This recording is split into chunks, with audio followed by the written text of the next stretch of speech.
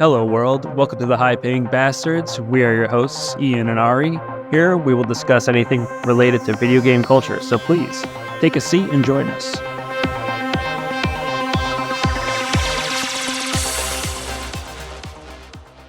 Ian, welcome back. Welcome back, my man. How are you doing? I'm good, my man. I'm good. How are you doing? How was your week? Pretty good on my end. As per your suggestion, I watched the Godzilla -1. Really good movie. I enjoyed it very thoroughly, so it was a good recommendation. Fantastic, right? I was blown away by it. If you haven't seen it, I think it's still in theaters until like the 14th. I know they extended it from when they were originally going to stop showing it. So if you haven't seen it, go see that shit because it is fucking awesome. Yeah, it's kind of a limited release, so definitely, if people want to check it out, they should, because we should be encouraging movies as good as these. It's only like $15 million movie from Japan, but it looks like it's worth $100 to $200 million kind of movie. For real. I mean, like you said, this is the kind of shit that you should go see to just promote. Like, this is the kind of shit that we want, keep putting out bangers like this. Yeah, I'm kind of excited to see where like this particular Godzilla universe goes. There has been like a lot of speculation around so many different Godzilla universes being popping up from Japan and United States, and this is definitely right now, in my opinion, the best one that I've seen. Yeah, hands down, it's probably, I will say that it's probably the best Godzilla movie out there. Well, I really enjoyed the human element on the Godzilla -1 very much, with the story about the kamikaze pilot. So I'm not going to spoil anything, but, definitely recommend people to go and check it out. With that being said, I think we should probably move forward, right? Yeah, we should probably, because there's a lot to talk about. Because if you didn't know, we just had the Game Awards last Thursday. Ari, I think this was your first one, right? Yeah, this is definitely the first time I'm watching an award show for video games. I know they've existed in the background like every year, but I never really was interested in watching award shows. But this year, there were a lot of games that I enjoyed coming out. For example, Baldur's Gate 3 and etc. So I wanted to see how they fare up against other games of equal caliber. So it was kind of nice to watch it, and plus all the trailers that we will later on cover as well. So I wanted to check those out too. Yeah. So before we get into it, though, I want to ask you, since it was your first time seeing TGA, how did you feel about it? Like, did you enjoy it? Did you not like it for particular reasons, or how did you feel? I thought the overall, it was okay. I am not really a big fan of award shows, but I think overall how they organize the Game Awards, I feel like they're still kind of getting their grasp of how to stage this together. You can kind of see a little bit of like bolt on, kind of like in how they're trying to figure out how the Game Award should be done, because like the jokes are not always landing all the time. I hear the host kind of tell a joke, it's like not very good. It's like, I mean, the joke is clever, but it's doesn't really land that well. Like, in Oscars, what happens is that your host usually have like a bunch of writers write a good joke. Yeah. The host is usually a great performer like Billy Crystal or Jon Stewart. Yeah. Are able to perform it, but we don't have that kind of caliber of talent. So it was kind of weird contrast to see how Game Award is held. But I think they'll get there, in my opinion. There's some like really kind of charming, good people that were hosting it, but it just has that weird, you tell a joke, there's a little bit of silence for a while kind of thing. So it's like, oh man, lady, come on, you got to move your joke a little bit faster. Let's go. Like, I feel bad for you just watching your joke tanking a little bit. Got on that punchline a little bit.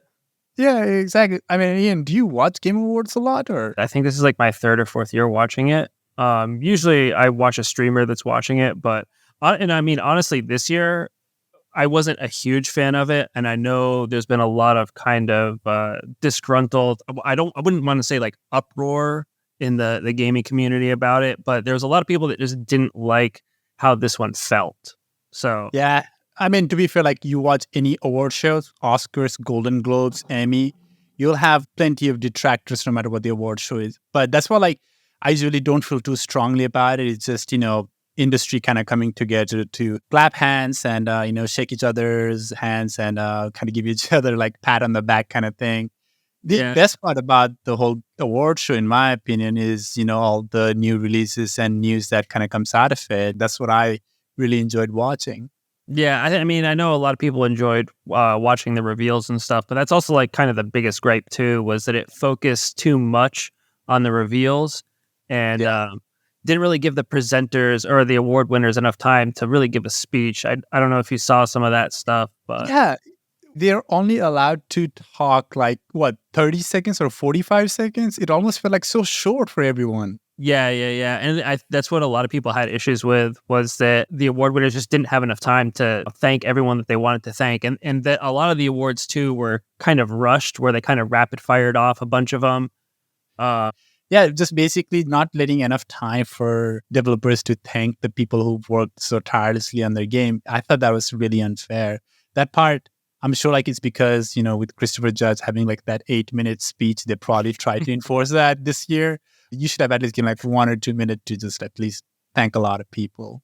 yeah, I know Jeff Keighley, who kind of like hosts or presents it as like the overall host or whatever. I know he tweeted out that the music did kick in a little too early, and they're going to try to work on that. So Yeah, this is literally what, like fifth or sixth game awards in total, right? They're still trying to kind of iron out a lot of the how to organize it. Award shows are just, to be fair, like for a game, the only thing bigger than an award show is to make sure your game makes a lot of money. Like that's what the real award is.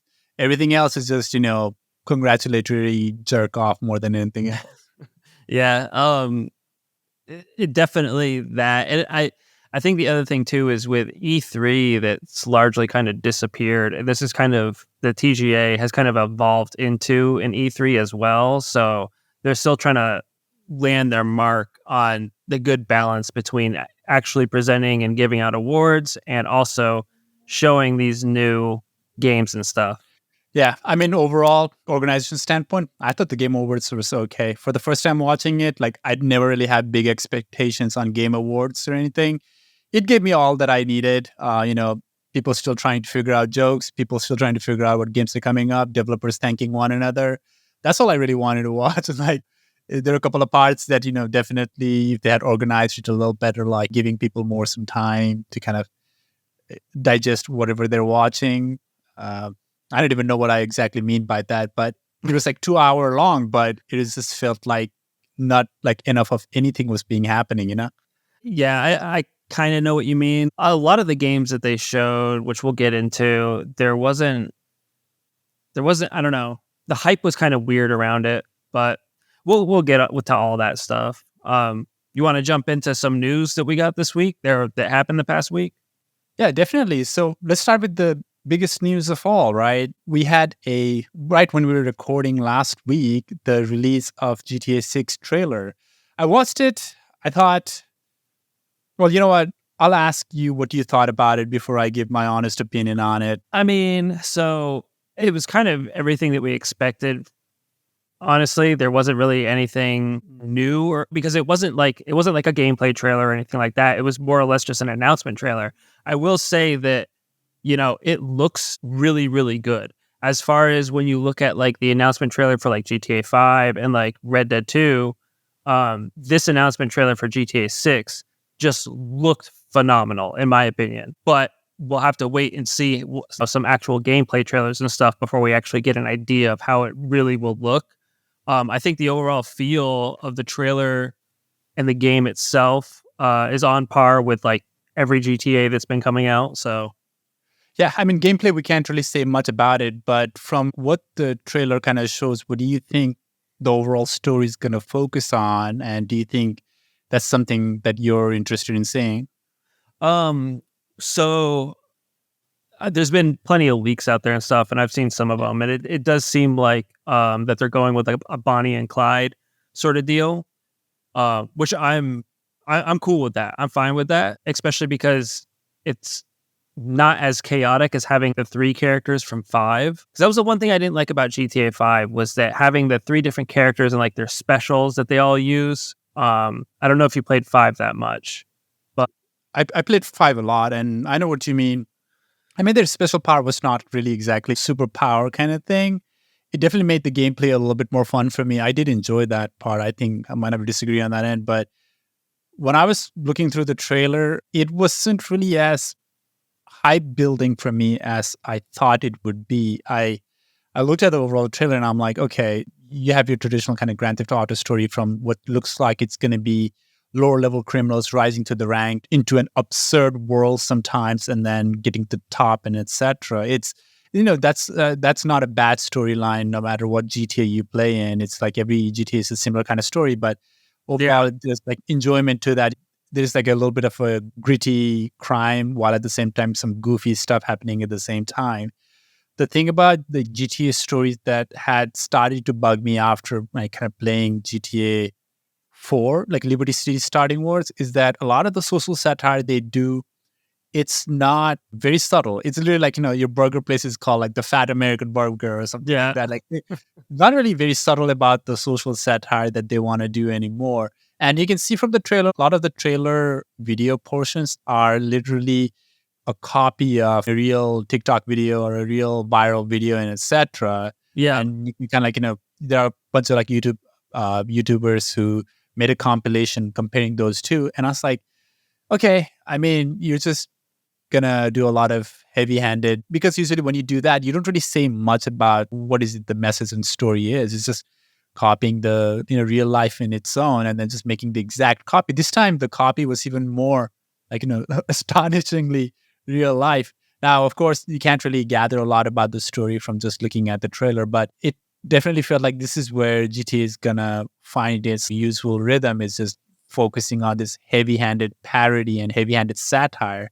But Yeah. when that happens, is it even a satire anymore? There is no subtlety. Our real world itself is so absurd. You're just going to copy it rather than say anything about it. So I was like, I'm excited to see where it goes. Like, GTA 6 going to look like. But from the story standpoint, I'm not really seeing anything interesting.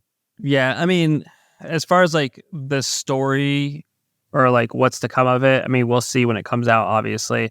I'm more interested, honestly, in the mechanics and like how like the robberies play out and stuff like that, and like the side jobs and stuff that you could do. I'm more interested in seeing like how they develop the game at that kind of standpoint.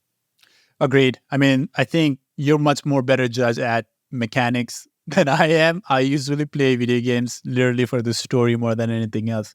Mechanics can be as rudimentary as possible, but if I enjoy the story, man, I'll enjoy any game. And usually for GTAs, I have enjoyed the story. But then again, the last GTA came out when I was in college. So now I'm like, like when this one comes up, I'm going to be in my early 30s, and I only have about 3 more GTAs left in my life. So I have That's to great. like.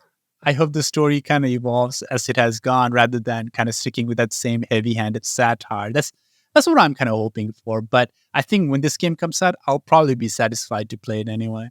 Yeah, I mean, it's gonna be fun either way, especially as long as they don't make it empty like when GTA Online first dropped with 5, how empty that was. As long as it's not like that, then I don't see anything wrong with it. You know what I mean? Did you feel like the leaks that happened right before the trailer release, did it impact your enjoyment of what was formally released? Did it spoil your excitement, perhaps? Not really. If anything, it kind of enhanced it for me. I don't I don't know if you remember the real early leaks that happened. That kind of Yep. showed actual gameplay and stuff, but it was real raw gameplay. But you could see some of the mechanics that they were working on, and that actually made me more excited. Seeing like, oh, like how kind of robberies, how they kind of play out now. They seem a lot better than how they played out in 5. So I'm actually really excited to see where it goes. So the leaks didn't really bother me all that much. Yeah. I'm glad that's the case. I did not think any kind of leak was going to affect my enjoyment of whether the trailer was going to come out anyway. Like video games for me are really hard to spoil with leaks. It's just like, usually I avoid every Twitter anyway. But Yeah. it looks like, a lot of people, considering how fast it was garnering millions of views on the YouTube and everything else, it looks like a lot of people enjoyed the overall reveal and everything else. And maybe Rockstar can be not as heavy-handed with the guy who released the leak, his son, and not punish them for it, because they've been doing some copyright strike downs lately, on those leaks. Yeah, I mean that's to be expected. They want to surprise the audience, right? Everyone wants to be surprised, so of course they're gonna copyright strike leaks and stuff like that. So it's expected. And I mean, that's the thing, man. Is if you want to see it, there's places to go see it. If you don't want to see it, that's a little bit harder because you have to avoid a lot of stuff, you know? Yeah, exactly. Well, with that being said, I'm excited about it. Looks like you're excited about it, and we'll wait for 2 more years until the game's released. Jeez, I know, right? God, it's so crazy. I tell you, I only have 3 more GTAs left in my life. Literally, it's gonna be another 10 years and then another 10 years.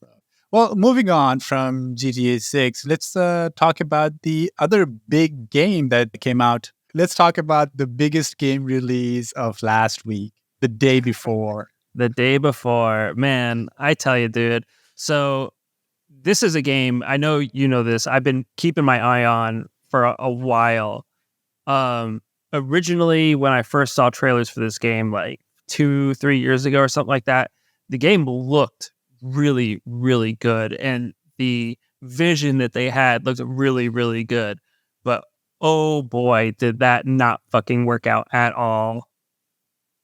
Not at all. It's the article that we're looking at from the Gaming Arcade is quote calling it the overwhelming flop.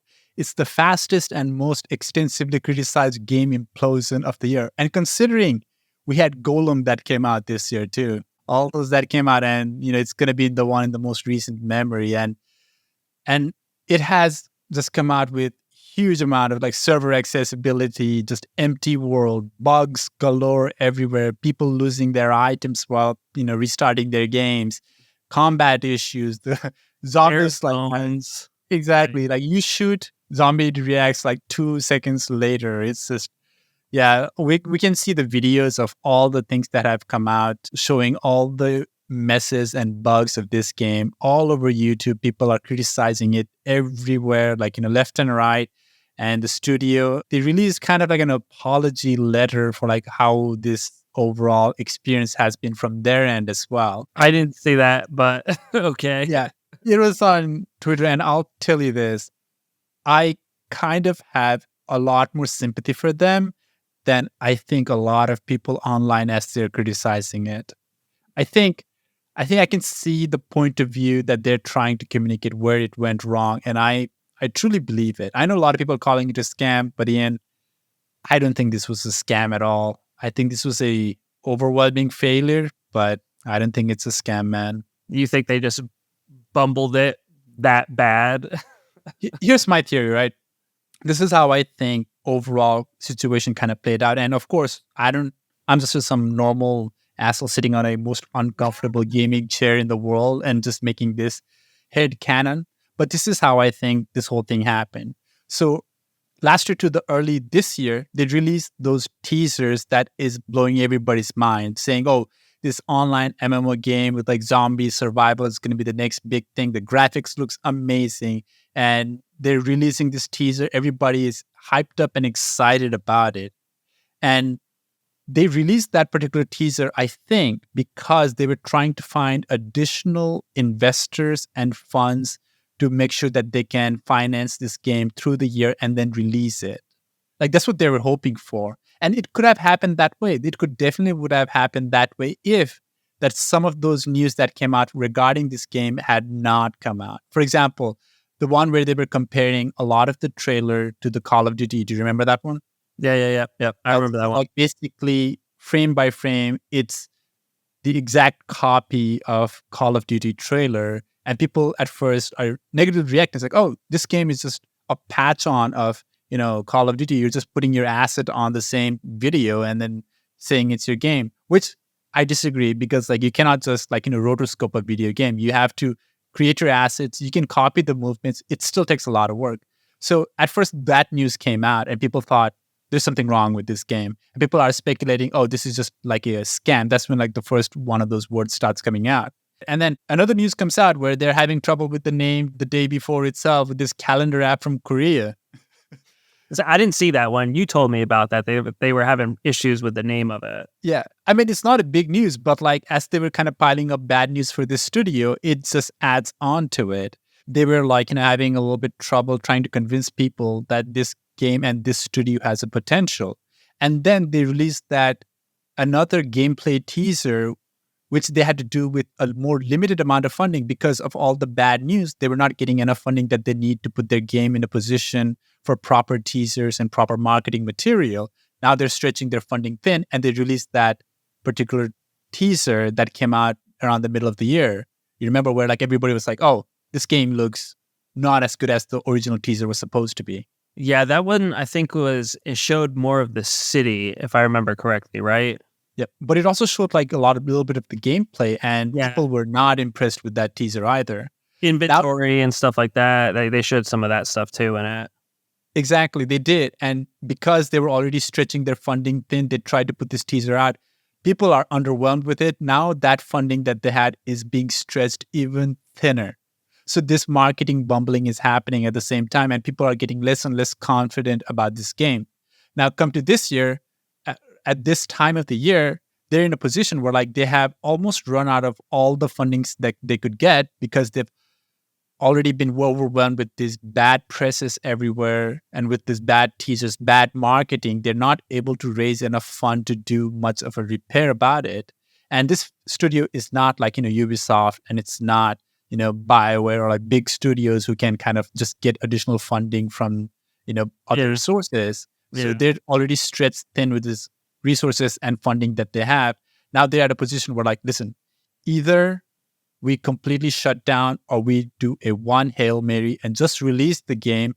Hopefully there's enough hype that people buy it. And then we have additional funding we can collateralize and start repairing the game immediately. But that is what, Hello Games and No Man's Sky has done. The Yeah. only difference is that up until the release point, No Man's Sky did not have a bad press. People were hyped up about that game all the way to the release date, and then they were disappointed. So they were still able to sell a huge amount of No Man's Sky to a lot of people, and they were able to get a huge amount of funding that helped them repair that game. But in this case, for the day before, all of the hype that ever was has already died down, and they have released a bad game, and many people they were hoping would support and be able to kind of like, buy this game at least, even if they're disappointed in it, and provide at least enough funding to repair the most rudimentary bugs and stuff like that. That did not happen. Yeah. And just to kind of conclude it, now their funding is completely stretched. And as we were about to start recording, just a few hours, we got the news that the studio has closed down. They were going to keep the server up and running, but they just don't have the funding to do it. And that's why they had that another news come out where like they were not hoping, but like they were counting on volunteer developers to come in and kind of help repair the game. So that is what my headcanon is, how this situation happened. Is like this game studio did try to make this game, at least from the earliest vision that they had, according to it, but with a lot of kind of misfortune happening and their marketing not being good enough to handle the misfortunes, their funding kind of dried up. And at the end of it, they were hoping that they would have enough sales that they can have enough funding to repair this game, which they did not, as Steam is now pulling those games out as well. So they're completely done. In my opinion, they're going to close the studio out, and this game is going to go down the footnote of history as the GameRadar.com called it, the overwhelming flop. That's my headcanon. And I have sympathy because of that. Like, I have sympathy for them. Like, sometimes things don't work out. It's not easy to run a business. But this was just kind of like sad to see. I don't want to kick, a studio down while they're kind of like, already losing everything. But I hope there's like a good lessons learned for other people to kind of see this situation and learn a lot from that. I mean, yeah, this is definitely a learning moment for a lot of studios out there for sure. And you're right. It is unfortunate to see the studio go under the way it did. However, man, there's a lot of shit that just went wrong with this game. Yeah. They was in the hands of the studio too. Like, it wasn't just bad press, in my opinion. Okay, 2 years ago they released a trailer. It was a early prototype gameplay trailer, right? I remember it vividly. They were out in the world. They were driving with like a Humvee, and they were showing it kind of getting stuck in the mud, and the way it was kicking up mud and getting unstuck. It looked phenomenal. The game looked really fucking well. In that trailer, they also showed them setting up a trap for other players to run into, so they could ambush them and take their shit, right? So like, they had a great premise going on. I think where their issues lied in was that they sat there and they, I don't know if they were intentionally doing it or not, but they were calling this game an MMO. Now, as we know, MMO is massive multiplayer online. So we're talking like 100 people in a server. That's not what they delivered at all. You're right, and that is why this is what my understanding is. You can use a limited amount of funding to create a banger of a teaser. Like game studios do that all the time. Like you watch that Beyond Good and Evil, not Beyond Good and Evil, but like the Beyond that the one with the monkey and space and shit like that. That was supposed to come out a long time ago from Ubisoft or something. Yeah, Beyond Good and Evil or something like that. I forgot the name of the game. I'm sorry. But like people like studios, they develop like banger of a teaser. Like we're developing Anthem. The banger of a teaser out that shows a small part of the gameplay. That does not take a lot of money, but to extend that premise into a bigger game, that's what they need additional funding for. And they had the premise, they had some funding in the beginning, but as they lost a lot of backers, a lot of people who believe in them through a lot of the bad presses that came out over the years, and less people being confident over their ability to deliver, it just kept on spiraling them downwards and downwards and downwards to what we have right now. I'm sure if if they had done their marketing properly, and for them, that's where they think they made the big mistake, is like they did not properly market their game to raise enough funding to complete that teaser into a full game. If they had been successful on that arena, I'm sure they'd have at least delivered a lot more than what they ended up delivering. And that's what my headcanon is. It's like a company that is just on a downward spiral from marketing standpoint, losing more and more supporters and funding and trying to stretch out what they have all the way to the end and just releasing the game as it is and doing a Hail Mary that hopefully enough people buy, that they have enough funding to repair this game. And considering how much the sales have been, they were not able to meet that goal. And that's what we have right now. That's why I have the sympathy for them. It's like sometimes these things, even if you have the full intention of doing it right, just does not work out. But that's the thing though, man, is, for one, they shouldn't have called it an MMO. They used assets from Steam. Like they didn't make their shit, dude. They bought assets and they just used assets and threw shit together. That's all they did. But the thing was they were trying to convince people that they weren't doing that. They should have just owned up to it and said, yeah, it's assets that we paid for and stuff. They were trying to make it out like they made everything themselves from the ground up when they didn't do that. Yeah. So they're straight up lying to the gamers and shit. And not only that, it didn't even full release. It's early access. With this game right now, the day before, I thought it was the full release. No, it's early access on Steam. That's it. It didn't come out on console, dude. It's early access. And it's done this bad in early access that people are refunding it to no end. Yeah, it looks like it's no more updates will be released for the... Yeah. In my opinion, the studio fucked themselves. They promised too much. They couldn't deliver. They lied about what the game was because they started scrubbing and deleting anything where they mentioned it was an MMO. They were switching their tags on Steam and taking it off MMO or just putting like multiplayer. I don't like this. I've been watching this game, like I said, for a while now, and I was hopeful for it for a very long time until these last couple of trailers came out and they just did not look good. Yeah, it looks like their press release for this shutting down. They're saying, yep, all income received is being used to pay off the debts to our partner. They have lacked the funds to continue. That's what they're saying. That's what I have always assumed. That's what happened to them, is like they were not able to raise enough funding to deliver on what they want to. But I don't think it was that, man. I think they were trying to cut corners and they just promised too much and they were just in over their heads. The game itself is a great premise, and I would love to see a game like it, a massive multiplayer zombie. And that's the other thing too, is they made it an extraction game and they said it wasn't an extraction game. So yeah, I agree with you. They bit off more than they can chew, but that's what they're not the only companies to kind of do it. I mean, they have an ambitious plan, and I'm sure they would, in my opinion, if they had their marketing work out properly, they would able to deliver at least some portions of what they thought what's their initial plan to deliver. That's what like I'm having a little bit of sympathy for them. It's like, yeah, it didn't work out. They're yeah, they might have lied or something like that regarding the asset and stuff like that.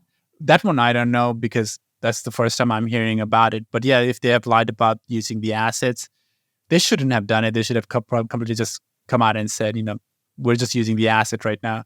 Like just having a smaller scope would have probably helped them too. But yeah, they were relatively an unknown developer, who used to work on just indie games, and they tried to beat off more than they chew.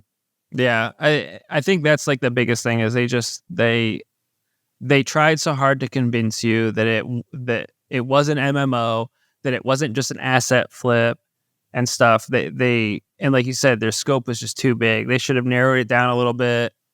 I mean, they had so much shit in that game, dude. There was like building in that game. You could like make your own shack and stuff like that. They should have just had a hub.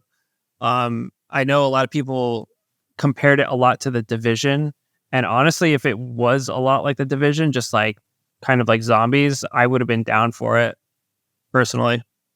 Yeah, I mean, I'd agree with you, but I don't really remember the Division that well. Was that I know that was a post-apocalyptic, but I didn't think it was Yeah. a zombie, right? No. It wasn't a zombie one. It was like post-apocalyptic, like, modern society is more or less crashed, but there's like gangs that have come and tried to put their name on everything. So it was good. Yeah. I enjoyed it for what it was.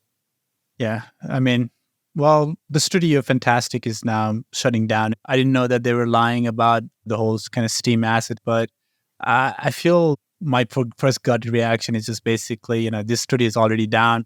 What's more am I going to get from like kicking it down while it's already getting beaten up everywhere else? It's like taking the smallest kid in the yard or something like that. Honestly, it's more of a like to keep the other guys in line, like, hey, EA, you see how bad these guys bumbled and they shut their studio down? Like, quit fucking around and releasing broken games. You know what I mean? Like, release some shit that actually works. Yeah, so you're looking at BioWare right now. Well, I mean, however this story has unfolded, it's unfortunate for the people who worked on it. I feel bad for people who I'm sure in that studio thought they could deliver it, but ended up with this in their hand.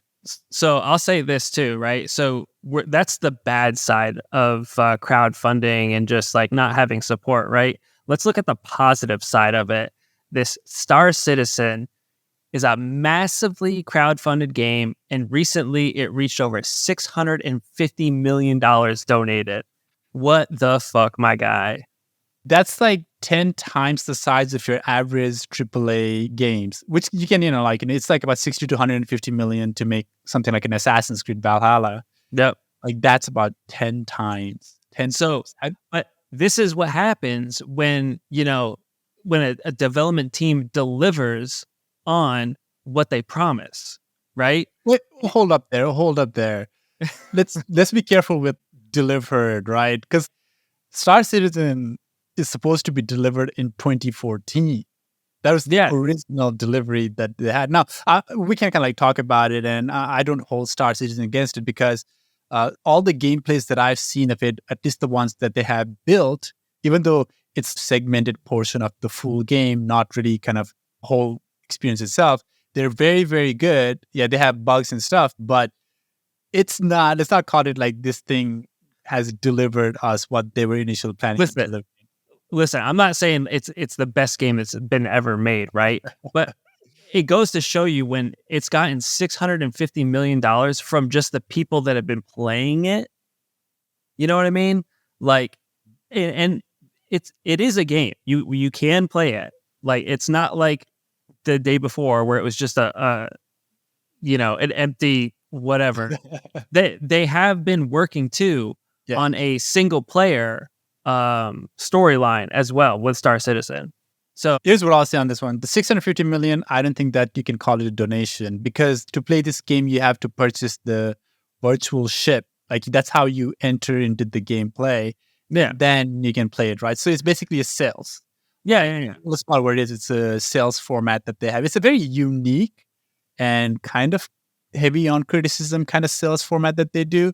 But yeah, you kind of buy your way into the game by purchasing the ship first, which goes from like $45 for the cheapest one to like 200 or something like that for the most expensive of the ship that you can buy.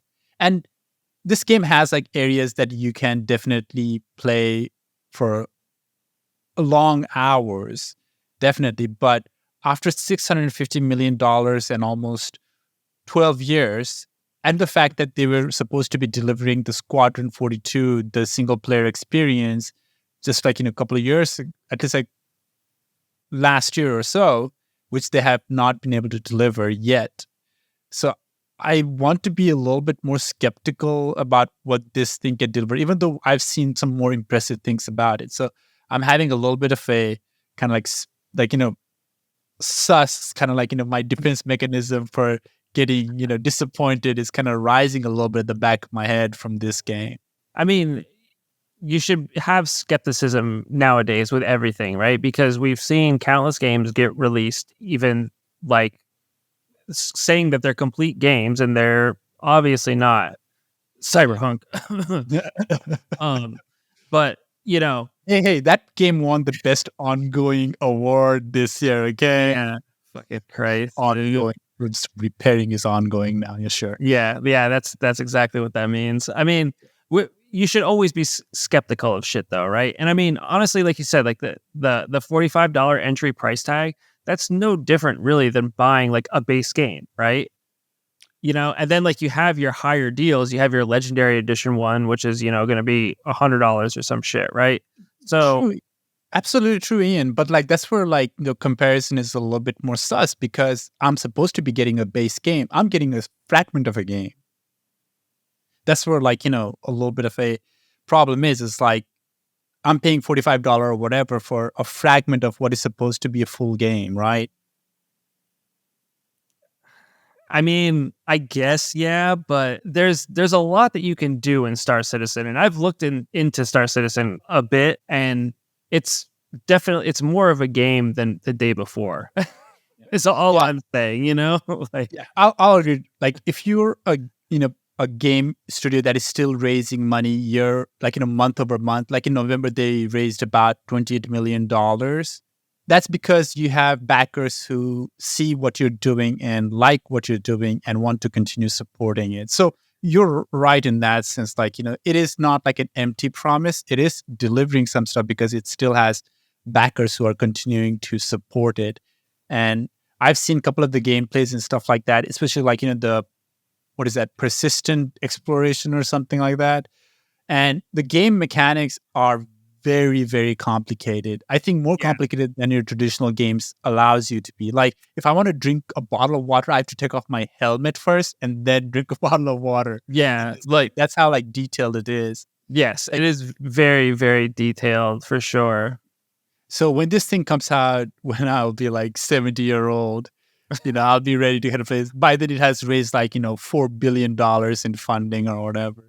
But like after $650 million, there should have been a little bit more than what it has delivered. Hopefully, like, people who are backing it, I hope they're satisfied. But if any criticism is being delivered to this regarding what they have delivered, it's fair in my opinion as well. Yeah, I wouldn't argue with that at all. I mean, with as much money as they had, yeah, they should be delivering something. So yeah, there's a 45-minute long YouTube video of how to play Star Citizen. That's how complicated this game is. Yeah, 45 minutes. Oh man, I was watching them trying to fly and land a ship on a star system, like a satellite or something like that. I was like, Jesus, I should just get a license for like a car. That's much more easier. yeah. You're not wrong.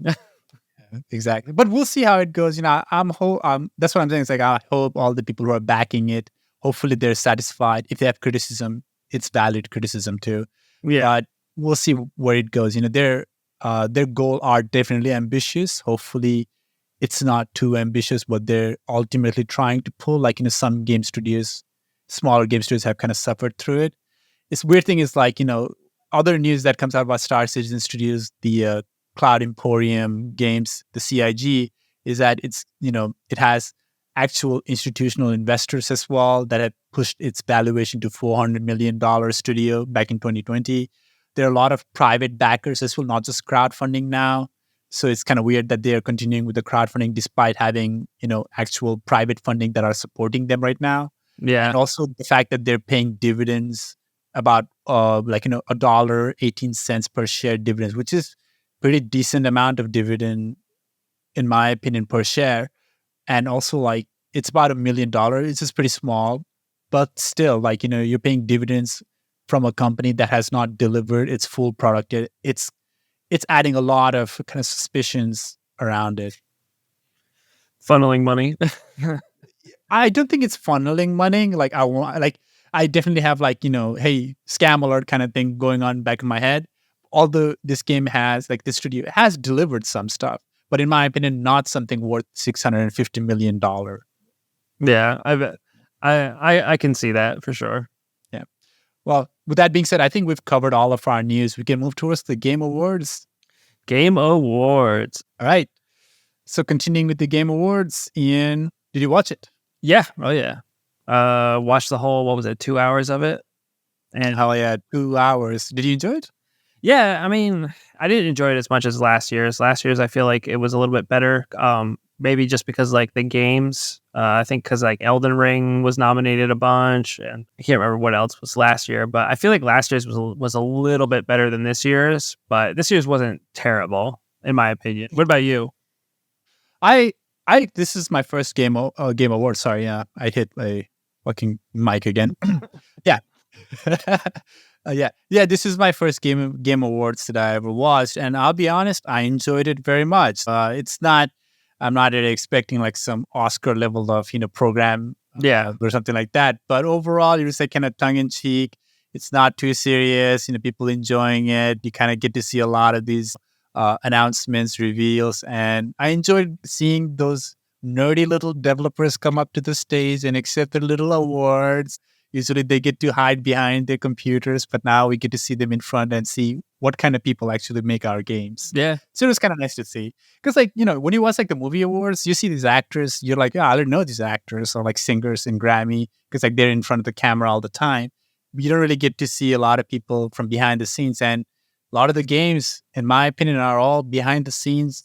And it was really nice to see these developers get the spotlight. Yeah, for sure. I like you said, I like that it's not as serious as like the Oscars or something. I like that it's more laid back and that they can joke around and stuff, especially Christopher Judge, his little joke about the new Call of Duty. That was fucking fantastic. That shit was so funny, dude.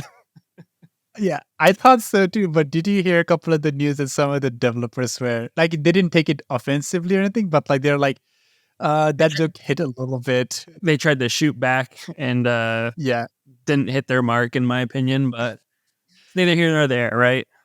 So that's what happens when like bunch of nerds think they can take on a jock like Christopher Judge, He's fucking Kratos, man. I mean, what do you expect? All right. But overall, man, it was a fun night for me. I know a lot of the complaints and etc. And some of those complaints are valid. I think they should have allowed those developers to thank people who worked on this game a lot more. Like they should have been given a lot more time to do that than what they were permitted to. Yeah, for sure. They definitely should have gave them some more time to do their speeches or whatever. But I mean, it is what it is. Maybe next year they'll learn from it, So yeah. I mean, speaking of it, the other good part about the awards, I thought that performance by the Hailung for the Senua's Saga promotion, I thought that was a really good performance. I like that music. I've never heard of it before, and I just went to the YouTube and tried to find that music immediately. Yeah, they do that a couple of times. I really enjoy the symphony that they do when they announce their Game of the Year. Yeah, the combining all of the Game of the Year symphony into one, right? It was really good. Yeah, really good. They do a really good job of that shit. I really enjoy it. So speaking of Game of the Year, let's get into some of these awards, and I guess we'll start with Game of the Year, right? Mm-hmm. Baldur's Gate 3. Surprise, surprise, right? Well, not as much surprising, to be really honest, as you watched the whole night go, and this one game just sweeping away so many awards. Dude, they nailed like every single one that they were nominated for or something. Maybe not everyone, but They swept for sure. Yeah. I mean, if you look at the overall nominations, I mean, there are some of the games that I don't think are allowed, in my opinion, to be there. But I think they should have expanded the Game of the Year list a little bit more to include a little bit more games, to be honest. Because like there are some games like, that I really enjoyed over the year that I thought nailed it out of the park, in my opinion, are not there. But that kind of complaint happens in every award show, like my game did not get nominated or stuff like that. But Yeah, no, it's definitely it's hard to sit there and because you don't want to throw every single game that was that was up there. And it's like where do you do the cutoff? Should Cyberpunk 2077 have been up there with their DLC? You know, I would say definitive answer to that, absolutely not. It should not have been up. It yeah, should not be there. And I'm glad it's not. But like, should Resident Evil 4, a remake of a game, should that be up there? yeah, That's the one question. yeah. I mean, I think because how much attention that Resident Evil 4 had, because I mean, everybody played it. I mean, all the streamers played it. I played it. I loved it. So, I mean, but does it need to be up there? Should it be just like original games, more or less? I mean, Yeah. Most of the games on this Game of the Year are all, sequels or kind of a long awaited remake or a follow up kind of games, except for Super Mario Brothers Wonder, which is, well, I don't know if you want to call it a sequel or a continuation, but like we didn't see a lot of like original games or anything like that being, celebrated, like original ideas, original franchises. Like Hogwarts Legacy, in my opinion, definitely just the fact that it caught a lot of people out of surprise by being as good as it is, that should have been somewhere kind of at least recognized in some of the award section, in my opinion. yeah, in some aspect of some sort. I mean, I would agree with you for sure on that. Yeah. Like, but then again, I don't want to go back to complaining, oh, my game did not get nominated, my game did not get recognized or something like that. It got recognized because I bought the game and then they earned money out of it. That's good enough. Yeah. But like, we can complain about which did not get awarded or something. But Baldur's Gate 3 being awarded the Game of the Year, I think that's definitely worth it. After this long-awaited sequel came out, it definitely fulfilled a lot of people's expectations. It gave a lot more depth to the previous, iterant of this game. It was pretty good to kind of enjoy it. I enjoyed playing it with my friends a lot. Although I'll warn you this: if you stop playing this game even for a week, you will not be able to pick it back up without some scars. Like, you'll be like, oh, this game is so big that you forget where you are from Yeah. a story perspective. And it's easier to just restart the game sometimes. Yeah, I always run into that problem too, where it's just like forgetting controls, forgetting what I was doing, all that stuff. Yeah. But Baldur's Gate 3 was definitely deserved. It also introduced a lot of people to D&D as well, Yeah. Yeah. I think the mechanics for the D&D with the dice roll and stuff like that, it really helped people kind of, not just like, the game mechanics, but it also helped people introduce to the world of D&D as well, the 5th edition. So it was really nice to kind of see. Maybe one day I'll go check it out, in a real life and see how this plays. I say like D&D, not visiting Baldur's Gate. Yeah. So like actually playing D&D. Sitting down and playing D&D. No, I got you. They get plane ticket to Baldur's Gate 3. Let's see. What else do we got on here? So direction, narrative, and art direction. Those were all swept by Alan Wake 2, another really big AAA game that came out this year. Do you think there might be some recency bias when it comes to Alan Wake 2, or do you think it was worth the hype that it's getting from these 3 awards? Like, I thought it's getting a lot of advantage by being the most recent game that released. Yeah, I mean, I can definitely see that for sure. It's on everybody's mind. It just came out, so it's very easy that it could sweep awards that way. Where like Baldur's Gate 3 was a little bit, later, and I mean, even like Tears of the Kingdom was way earlier this year or whatever. I think like I, as far as like game direction, I didn't play Alan Wake 2 and I didn't play the first one, so I can't really say too much on that. Narratively, it's a game about a guy that writes a book, so I guess the narratively it kind of fits, but I mean in narrative, it was also competing against Baldur's Gate 3, Cyberpunk, Final Fantasy 16, and Spider-Man 2. Those are all pretty like heavy hitting games right there, you know? Yeah, I think I saw this one YouTube video where they're trying to posit a theory that Alan Wake himself is not a good writer.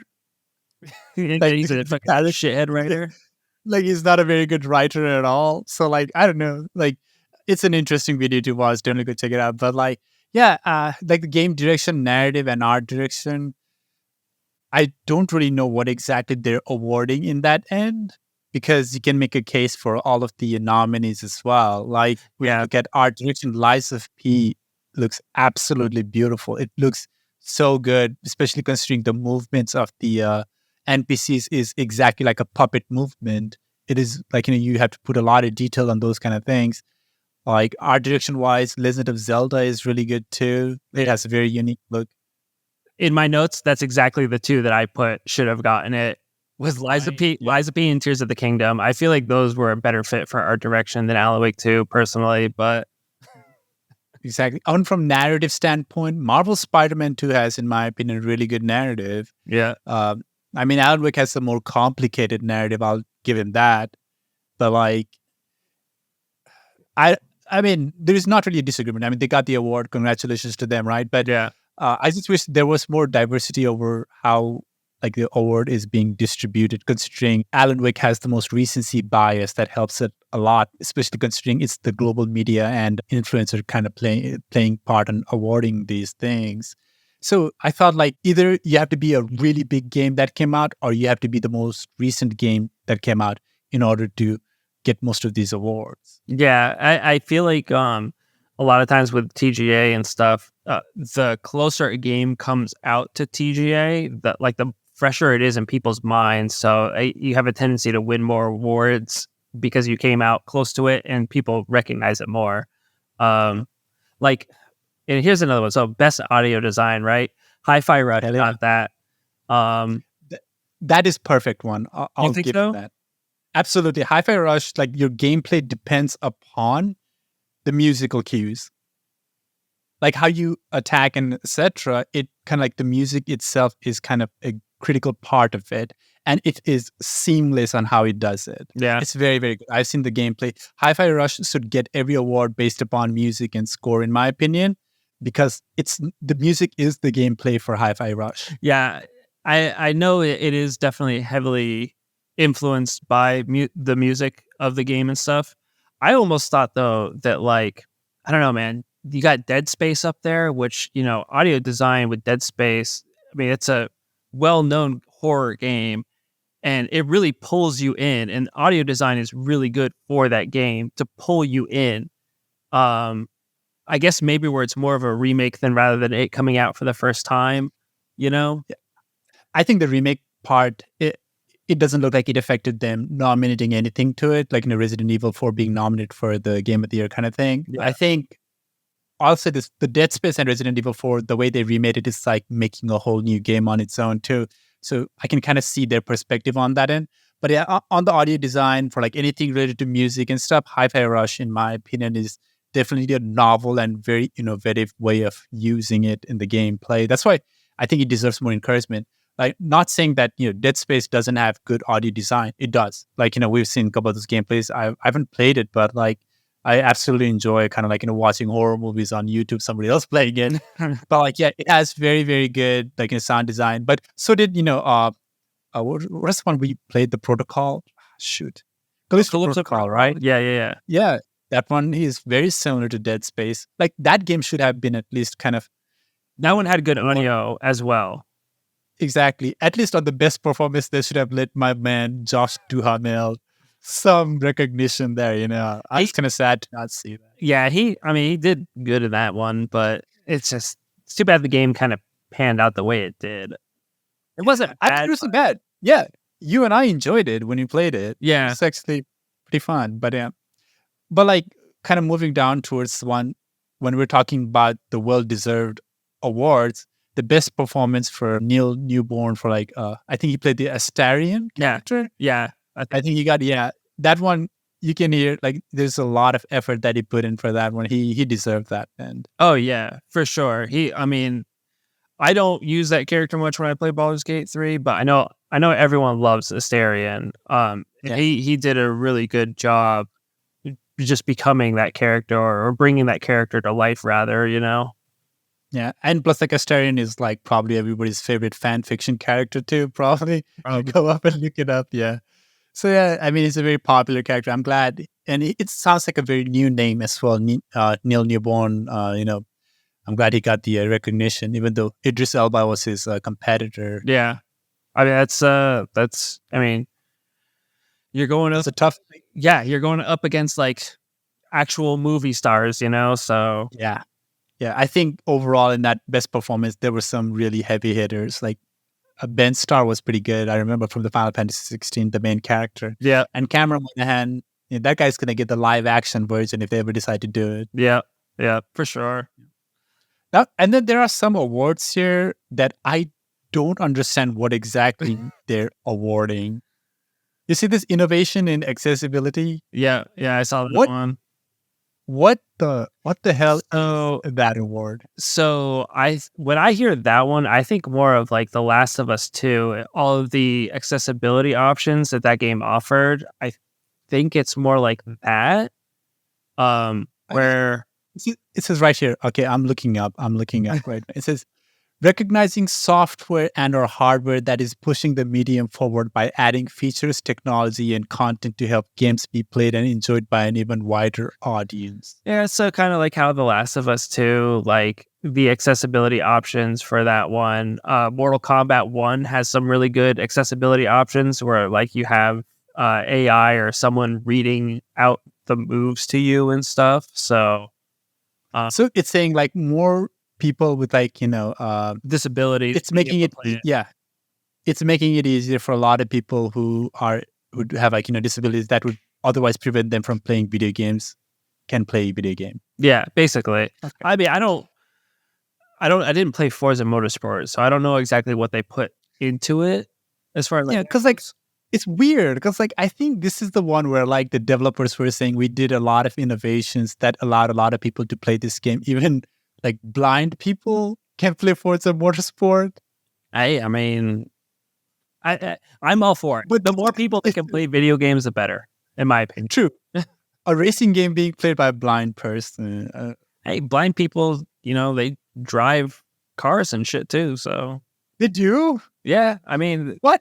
there's people that are like legally blind or whatever, and they can still drive or whatever. I joke, but if I take off my glasses, I am a legally blind. Yeah. Well, yeah, holy crap. I mean, you're the only one. Me too. I'm gonna have to look up into like what exactly it is because like I was supposed to be playing Motorsport. That was the game I was waiting for. But when it got released, it was a lot of kind of issues with the release and etc. So I kind of stayed away from it, and I'm kind of waiting until it comes to discount to play it. That was my game. That's just one that I should have been playing. Yeah, I mean, there's nothing wrong with waiting for a discount, though. I mean, yeah. What else do we got here? Best independent game should have been Dredge. I'll say that much. Yes. Yeah. Or I mean, even Dave the Diver. I think Dave the Diver has probably a little bit more gameplay to it than Dredge does. As far as like longevity goes, I feel like Dave the Diver is a longer game than Dredge. I played both of them. I love both of them. I think they're both great. I was super happy to see the collaboration that they have going on. So I'll say that. Yeah. Dredge, it's about fishing in the most unseemly kind of places. I do real life fishing and I enjoy this game more. Yeah, well, I mean, Dave the Diver too.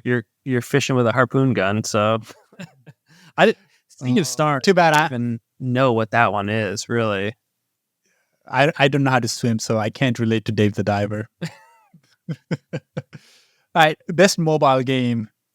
Never mind. Best VR and AR.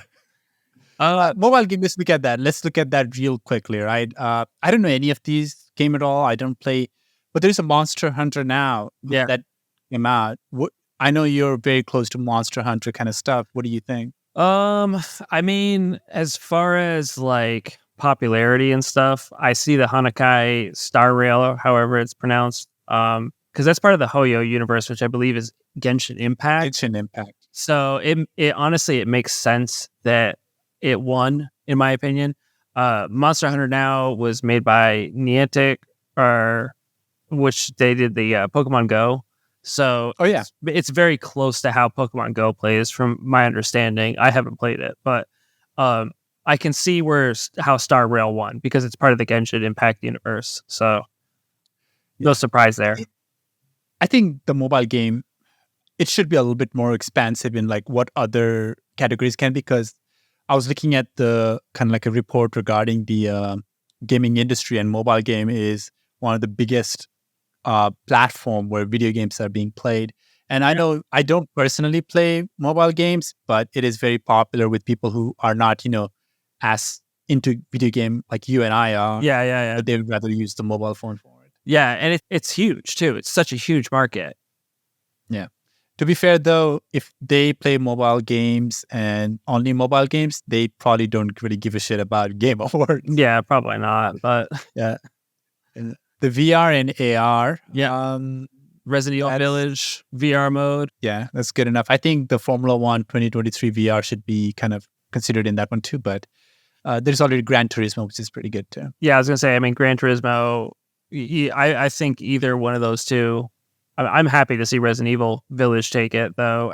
From what I understand, it was really well done. So, Yeah. Best action game, Armored Core. Armored Core 6 Fires of Rubicon. It's Yep, weird. That's the only award I know where Armored Core either won or like was nominated in. yep. One for one, baby. That's how they do it.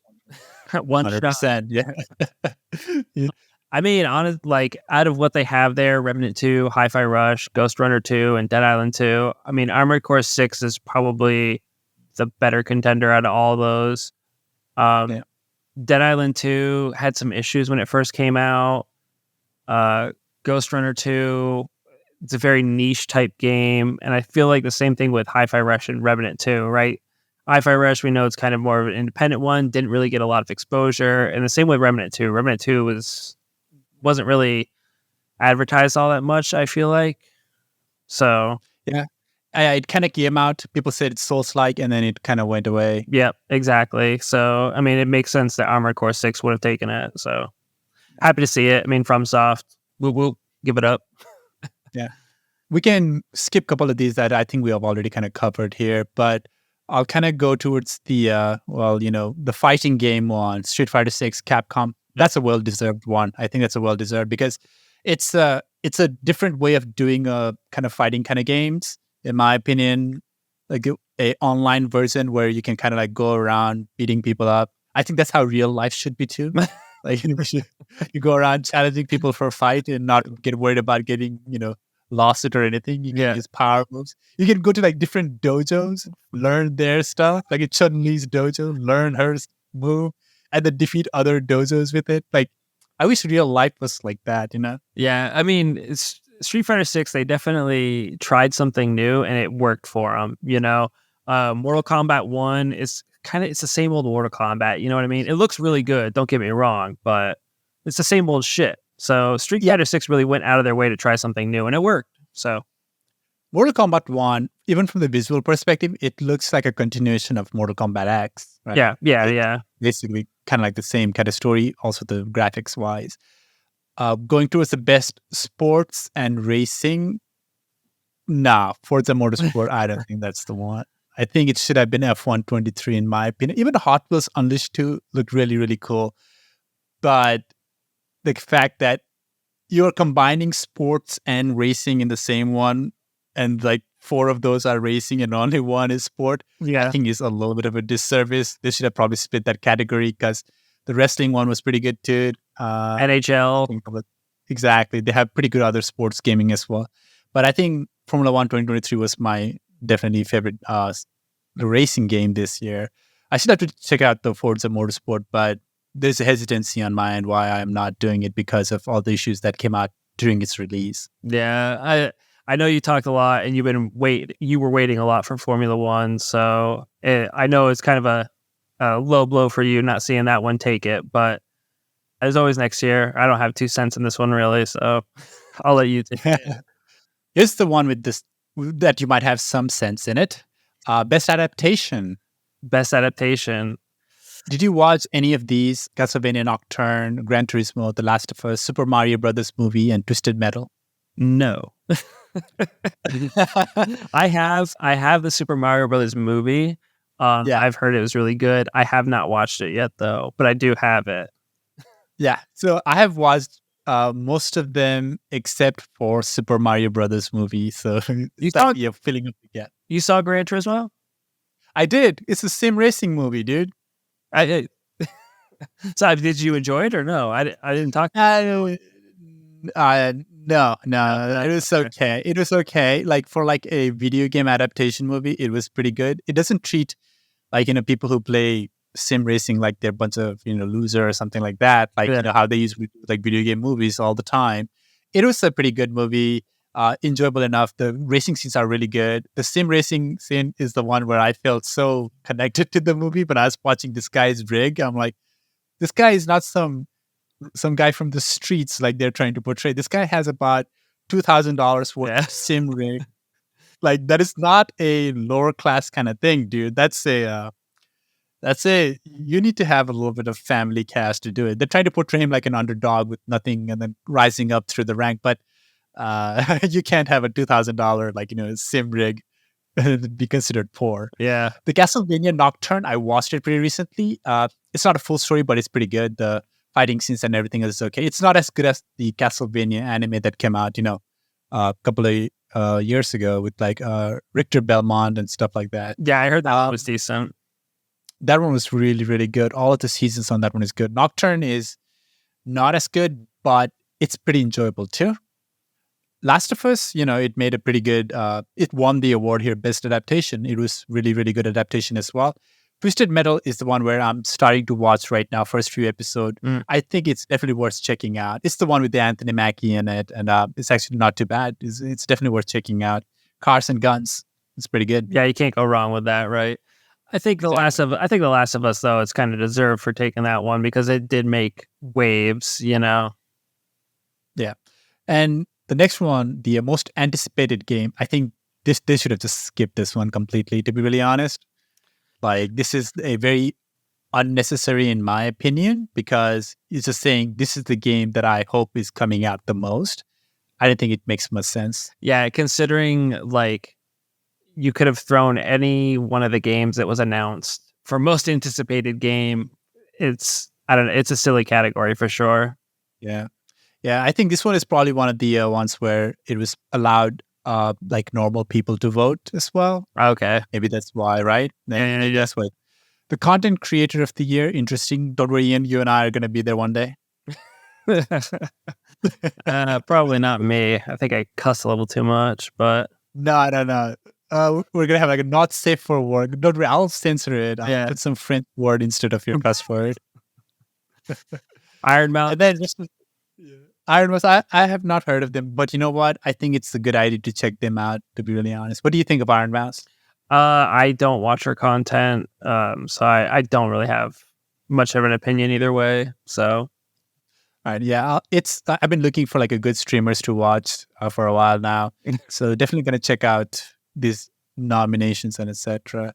I mean, to be fair, like Iron Mouse, the best part about her is like she's not real. It's like yeah, VR. cartoon more than anything else. Yeah, I hope she doesn't shill her OnlyFans account at the stream or something. uh, I would not. Please, esports game, esports game. I would rather skip those because I don't really watch esports. Yeah, But maybe like next year, I will definitely at least check out a couple of the esport competitions. Maybe like League of Legends, I can kind of like I'll see how that one goes. I'll definitely check it out. I would say out of all those that they have listed there, check out Evo because that's the fighting game tournament one. Oh, okay. Evo's like where you're going to see Street Fighter and Tekken and stuff like that. So Evo's usually always a good one to check out. Yeah. How many times did they say Wombo Jumbo? What? Fucking what? Wumbo Jumbo? What? Wait, you don't know that? No. It was a massive like. I'm sorry. At Maybe I got Evo? the wrong. No, no, no. Super Brothers, Super Smash. Oh, it's a Smash thing. Yeah, That, yeah. that's why I don't understand it. Wombo combo. Sorry, maybe I Oh, just said Wombo it's like combo. basically wombo combo. Yeah, basically it is kind of said during one of the Super Smash Bros. Competition, and it is just a crazy like from like 2008 melee doubles match, and then like the guy like I think an announcer or somebody is just like in a yeah the full court like goes like happy feet wombo combo that ain't Falco. It's like that is like yeah kind of a meme from 2008 all that era ago when I was Yeah. like just arriving in the United States and I was like looking for some funny video to watch on YouTube. Yeah, I mean, the Smash Bros. Tournaments that'll do it for you. Too bad Nintendo shuts them all down now. Oh yeah, unfortunate. You know what? I'm just gonna cut that portion out from our podcast. So anyway, I mean, that's it for the awards. I mean, Baldur's Gate 3 Exactly. swept. Alan Wake 2 picked up a bunch. I mean, that's all you really need to know. So Yeah. Yeah. I mean, we'll never be satisfied because our favorite games never get nominated. yeah, But that doesn't mean it wasn't enjoyable to watch some other people succeed. It's very nice. yeah. I thought I'm definitely going to check it out next year, even if, I don't know, hopefully we're still doing this podcast so that if there's a reason to check it out. But even if not, I'll probably check it out because I actually enjoyed it. Just like waiting around for like the next reveal and stuff like that. It was kind of thrilling. It's a little bit thrilling. Yeah. I mean, it's I like the way that they reveal them, and Yeah. especially we'll go into that a little bit when we start talking about these announcements. So because it always puts me like on the edge of my seat, you know. Well, speaking of reveals, let's just go ahead and jump into the Jump into it. all the things that were announced. Yeah, let's just wombo jumbo into it. Wumbo jumbo. I'm here for it, man. Yeah. Before we let's go ahead and get started, right? You know what was the most surprising of all? It was the God of War Ragnarok Valhalla. When the not even the announcement, but like when that first kind of like music kind of started playing, I did not see that one coming at all. Yeah. It. I mean, and the thing is too is like you heard nothing about it, right? I didn't see any leaks that they were doing extra stuff for Ragnarok. And to see them come out of left field with a free DLC coming out on the 12th tomorrow, and it's a roguelike for God of War. Sign me up, my dude. I'm for it. Yeah, that was like kind of like a good surprise, and considering the fact that it's coming out tomorrow now, Yeah. and it was a really good surprise. And they didn't even do the reveal when Christopher Judge was on the stage. They did it a little bit later on, so it was like a really surprising, and I like it. And this is a free DLC as well. A good industry practice, maybe. Yes. It was very kind of nice to see. It was like not nicely, but like really exciting to see. It was like we hopefully like when we see more games kind of rewarding their long time players like these. Yeah. Yeah. And I mean, God of War Ragnarok it's a really fun game to play. So getting more content for it, free content for it. I mean, you couldn't ask for more. Really, you couldn't. Yeah, yeah. Any other so that was the first one I wanted to cover. But is there any particular announcement that you thought was like favorite one for you? Okay, so I'll get into it. So my favorite one that I saw that got my fucking blood pumping, my dude, it was the last one, Monster Hunter Wilds, baby. Holy shit. No gameplay. I don't even give a fuck. I got a year and that's all I need. 2025, Monster Hunter Wilds. I am fucking about that, dude. That shit got me so pumped when I saw it. Yeah, so this particular game, so it's gonna be completely with like different sets of animals and stuff like that from like what we've been playing like Monster Hunter World. Who the fuck knows? So a lot of times in these games, you do see a lot of like the same kind of like mob animals, just like the small ones and stuff. You see them a lot, Bullfangos and stuff. You see them in like every single game. And this one, it did look like they were giving us some new ones right out the gate. Of course, at the end, you saw Rathalos flying, which, I mean, what Monster Hunter game isn't complete without a Rathalos? You know what I mean? So I actually do not know what you mean because I've never played this game before. Dude, I'm telling you, get into it. I've sunk so many hours into this franchise. It's unreal. I love it. So seeing them announce Wilds it made my night. How friendly is Monster Hunter for if you want to have a single player kind of You can gameplay? you can solo the whole thing yourself. Yeah. Yeah. I mean, if there is a skill gap and, there is a get good portion of it. There's always a wall that players are going to hit. But once you overcome that wall and you get good, I mean, it just clicks, man. It just clicks and it's awesome. Yeah. Well, this one's coming out in 2025, so it's going to be quite a bit of wait until it comes out. Yeah. That's the GTA 6. But yeah, I know you're a big Monster Hunter fan, and I know you've been trying to push me towards it quite unsuccessfully so far. But one day, maybe I might check it out. But it's the fact that this game has so much of online kind of not dependency, but content to it. It discourages me from playing it, but No. definitely want to check it out. I mean, you can solo everything, man. I mean, you just got to learn the game. That's all it is. But it's definitely picked up in popularity, and I'm glad that it has. Because hopefully we keep getting these awesome bangers. I mean, I love World. I've been actually going back and playing World now. Rise is the newest one that came out with Sunbreak as a DLC.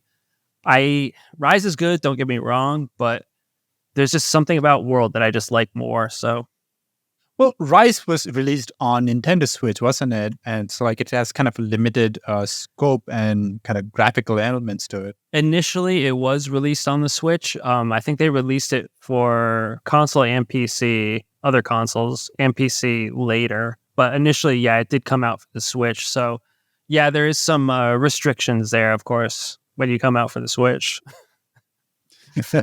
Yeah. Well, I'm excited for you, man. I'm kind of happy for you because the moment I saw it, that's what I thought. It's like, oh, I think Ian's just screaming right now. Dude, yeah, I lost my shit. I won't lie to you. I lost my shit when I saw it. It was fucking so good. Was it expected? Did you think it was good? Well, okay, so I had heard rumors that Capcom was announcing something at TGA that we hadn't seen before. So there was a lot of speculation as to what it could have been. And I quietly said to myself, man, a new Monster Hunter would be fucking awesome. And Capcom delivered for me. So yay for me. Fuck everybody else. And I'm sure a lot of people are happy with it. For me, one of the reveal that I did not expect also, other than the God of War, was the Blade game. Blade, yeah. That was the weirdest kind of announcement, I thought, because first of all, there's a lot of problem happening with actually making the movie Blade right now. So out of nowhere, the Blade, the movie, in a game comes out with Bethesda and Arkane developing it together. And it looks, hopefully, it is more like Deathloop and those kind of games rather than a Redfall. But yeah, it was very surprising when I saw it. And until I saw that Vampire Teeth come out, I was like, oh man, I did not think it was going to be Blade at all. It was very, very surprising, and I'm excited about that one. Yeah, I mean, that shit caught me off guard too, honestly. I didn't even, when I saw the Vampire Teeth, I still didn't know what the fuck I was looking at, but I'm glad to hear it. It's a good IP. It's about time we got a good Blade game. So, I mean, hopefully it's good. I'm hoping, I don't know, I kind of wish it would, hope it's more like a third person versus a first person, but. Yeah, the animation style kind of discouraged from that a little bit because it looked like a kind of those 2D, 3D combination kind of animation. Yeah. It is not like a pure 3D, not a pure 2D. So usually whenever I see those kind of animation, it's okay, so this is going to be Hi-Fi Rush kind of level of game or something like that. I think on my notes, I do have it as a single player action adventure, third person is what they said. So yeah. I think it is third person. So, oh, okay, yeah. Yeah, I know, right? Dude, my notes on these things are fucking half-assed. So, I mean, look at what I got for Helldivers 2. 4-player co-op, third-person shooter, can hurt friendlies. Yeah. Yeah, well, that's for the Blade. Hopefully the game's pretty good. But moving towards the Helldivers, 2, it comes out February 8th next year.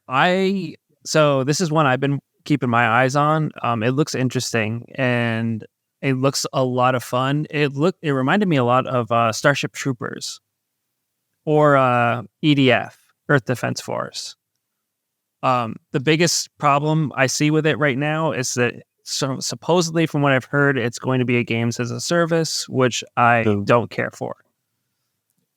Yeah, I mean, let's see how it kind of comes out. I'm not familiar with the Helldivers kind of franchise. I never played the first one either, but I know you said like this one, it looks completely different from how the first one plays. Yeah, I didn't play the first one either, just to be straight up. I've seen it on the PlayStation Store and stuff because obviously when I saw trailers for the Helldivers 2, I was interested in what Helldivers 1 was.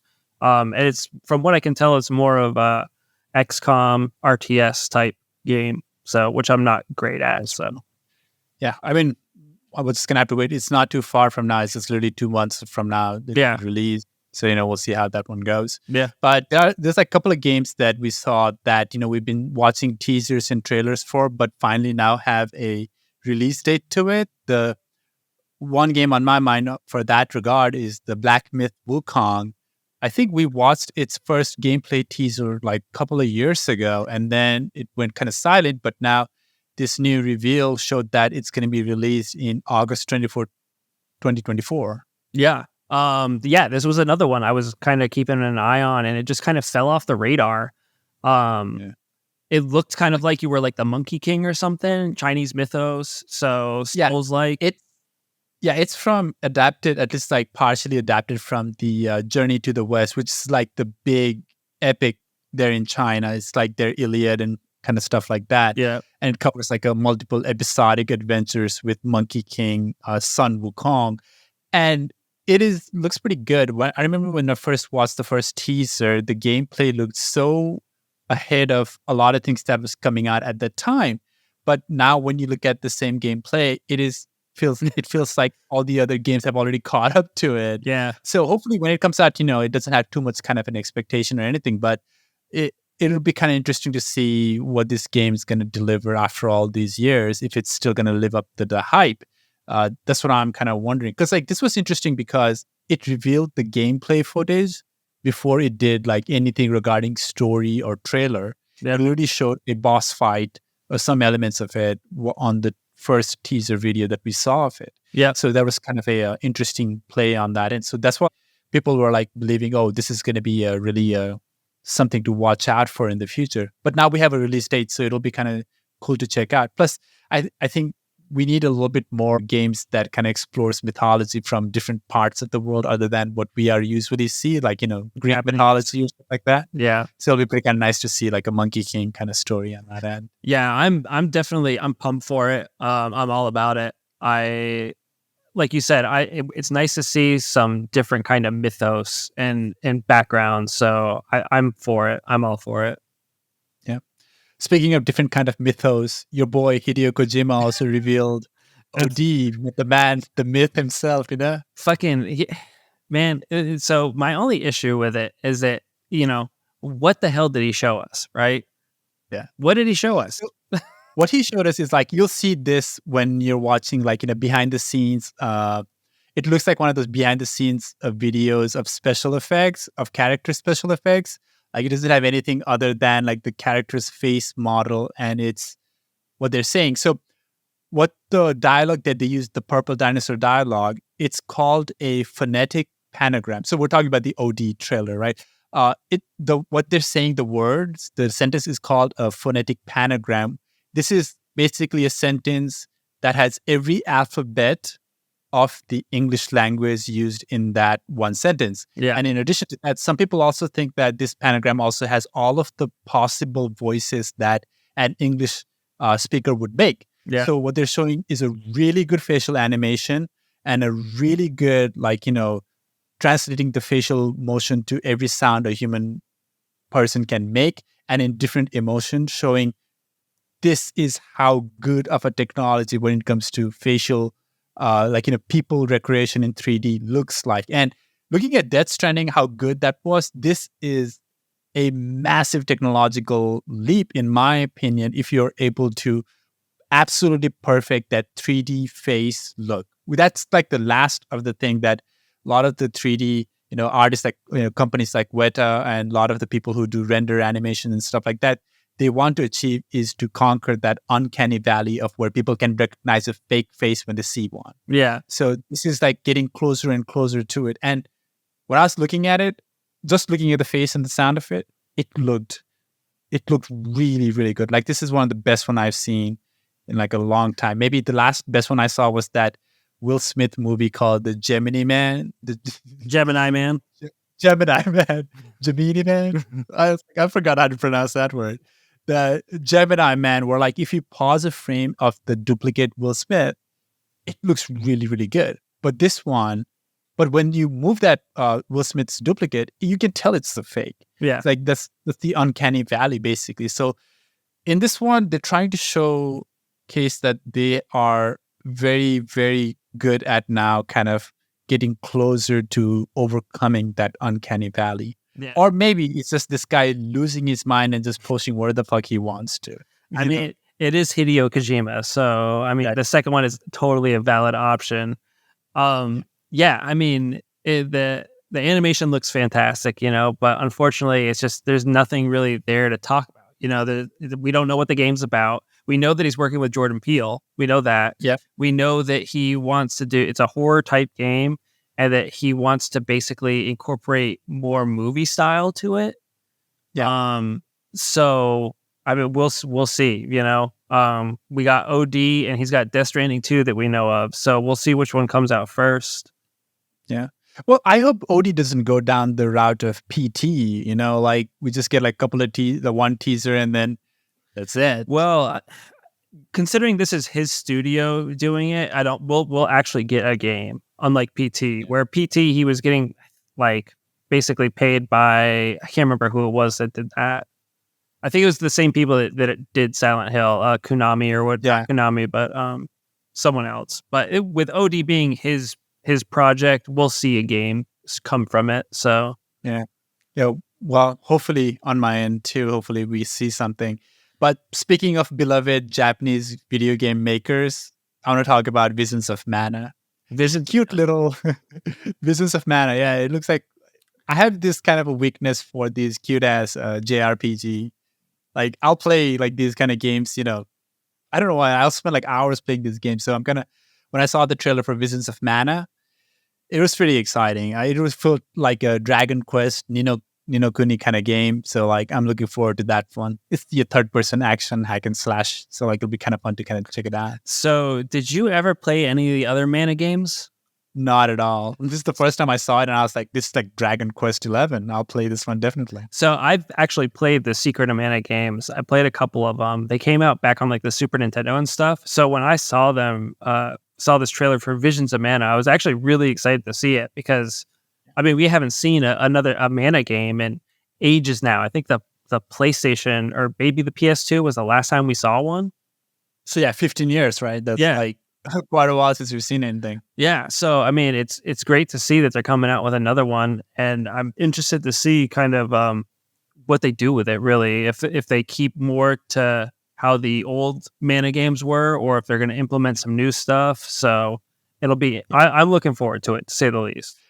Yeah, these JRPGs like Ni no Kuni and Dragon Quest, they really nailed that adventure feeling that you have when you play like these kind of games. And it never feels tiring at all. It's kind of like, it's cute, it's nice, and the graphics are pretty simple, but it always makes you feel like you had such a good adventure and you made friends along the way. Yeah. It feels very genuine when you play it. Yeah, it really does. And it's just campy, dude. It's not a stress. It's not there to stress you out like Souls or anything like that. So it's something that you can just easily get into and play and enjoy. So I'm hoping that they have some multiplayer elements to it because they had that in the old ones. So I'm hoping they continue to have some multiplayer elements in that where you could just have like drop in, drop out co-op or something. So I think that would be pretty cool. I definitely, after this announcement, it's definitely on my list to kind of look out for. But speaking of, I mean, you're talking about stress. I mean, what's going to give you more stress than Jurassic Park Survival? Yeah, Jurassic Park Survival, man. So this one, I don't know about you, but this one kind of piqued my interest a lot because it looked to me a lot like Alien Isolation, but just in the Jurassic Park universe. Yeah, that's what it looked like. Except like instead of it didn't look like a trap. I mean, technically the character is trapped in the Jurassic Park itself, and they'll probably have to kind of deal with multiple enemies instead of just one, like in Alien Isolation. Yep. But it kind of like so this takes place like one day after the first movie, because you see that hat and everything, the hat of that Dr. Alan Grant's hat and Yeah. stuff like that. So like it's taking place pretty close to it, and it looks like overall kind of like survival more than anything else. But we didn't really see any kind of gameplay, so we don't really know what it's gonna actually end up looking like. Like Alien Isolation has this kind of a gameplay that, in my opinion, it is not as easy to mimic as people think. Like a condensed, trapped in a box and basic survival kind of mechanism. It'll be fun to see if the dinosaurs can replicate it. But when I see dinosaurs, I want to see us being able to shoot a dinosaur too. Because there was this one game that came out this year, didn't it, that you could shoot a lot of dinosaurs? Exoprimal. Exactly. So Yeah. when I see dinosaurs, first thing I want to do is like shoot them. Like I don't want to survive them. I don't know. I mean, But that's like, yeah, go ahead. Go ahead. well, I was just gonna say, like, it's since it looks so much like Alien Isolation and like Outlast 2, actually. Yeah. I want to see how kind of true it is to the movie because it takes place on that island. So I want to know, like, do I get to go to the cafeteria? We saw that we saw her in the kitchen where the raptors chase the kids, but do I get to go to the cafeteria? Do I get to see all the pens and stuff? Do I get to see the raptor pen? Like what exactly, how are we going to get off this island? I want to know. So Yeah, we'll see how it goes. But I'll be honest, Jurassic Park is not really my favorite no, kind of franchise. There's only, here's my honest opinion, there's only one good Jurassic Park movie in that entire franchise. yeah, it's the first one. That I think is the first one. Everything else is regressively worse movie after the other, Yeah, except maybe The Lost World. yeah, Lost World is good too. Pretty okay kind of movie. But yeah, most of the Jurassic Park movies are just, it's not very good. Well, it's the Jurassic World movies that suck. The Jurassic Park movies are good. Oh my God. Did you watch the most recent one? In that one, it's so crazy that the dinosaurs, like human beings living with the dinosaur, is not even the central part of the movie. It's the bunch of locusts and Yeah. insects. Yeah, I was like, it sucks. you're not focusing on the most important part, like the most fun part about how human beings are learning to live with dinosaurs. Yeah, Now, instead I'm focusing on this locust and stuff. yeah, it was such a crap movie, dude. So we don't talk about that. not in your household. Yeah, You don't talk about this. No, we're not excited about that one. But I'll tell you one that I am excited about, my dude. Den of Wolves. Oh yeah. Den of Wolves. We didn't see a whole lot of it, but we're talking about the guy that the original Payday and Payday 2 before he left the studio. And also from the creators of GTFO, which that's a game on Steam, really good. Looks like heists, so more stealing shit. Hopefully it'll be better than Payday 3 because that's a steaming pile of shit. Futuristic type. So I want to see more about it because we didn't really see anything about it. So Yeah, that trailer was badass. it was, Like right? that trailer, it looked really cool. Yeah, it's like an interrogation kind of thing, and then it's in a futuristic world. I thought that trailer was pretty badass. Of course, I prefer my trailer with like a little bit of gameplay footages too, but Yeah. I thought like, overall it really got me like pumped up. I want to see what this game is going to look like. But if this game is again like, multiplayer, I'm not probably going to be into it, but if it's like has a single player element, I'd probably definitely be looking forward to it. I'm thinking it's probably going to have multiplayer to it, unfortunately, considering it's GTFO and Payday 1 and 2, developers, more or less. It's going to be multiplayer based. So if it has good AI, it still kind of feels like a single player game. Maybe I might check it out. yeah, we'll see. I mean, always something to look forward to, So Yeah. Did it have any release date to it? I don't think so, right? no, it was literally just a trailer of just like this is what's going on. Here's another trailer that I thought was kind of interesting that I wanted to get your opinion on. Rise of the Ronin. Rise of the Ronin. Yeah, it's the Team Ninja people who made the Neo 1 and 2 third-person Souls-like hack and slash. The reason I wanted to kind of get your opinion on it is that these are the same people who made Wolong Fallen Dynasty, another game that came out this year to middling kind of reception a little bit. Like a lot of people enjoyed it, but it was easily forgotten.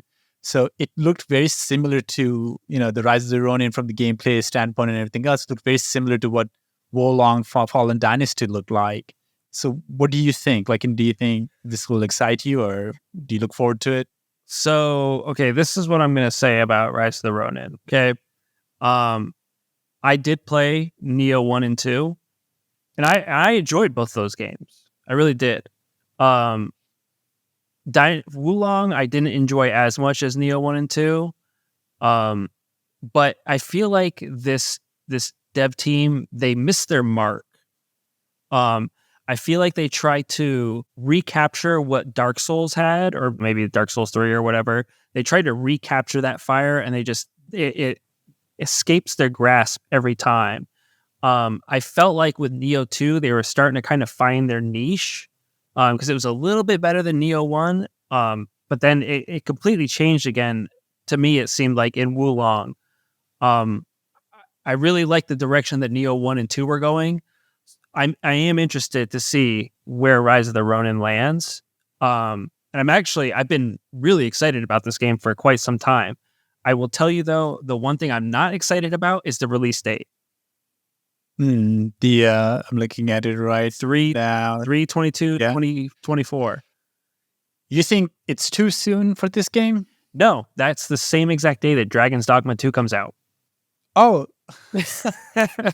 Oh man, I thought like you were like worried that they were trying to put this. Like, dude, for me, it's not even a debate. I know exactly which game I'm gonna play. Yeah, it's Dragon's Dogma 2.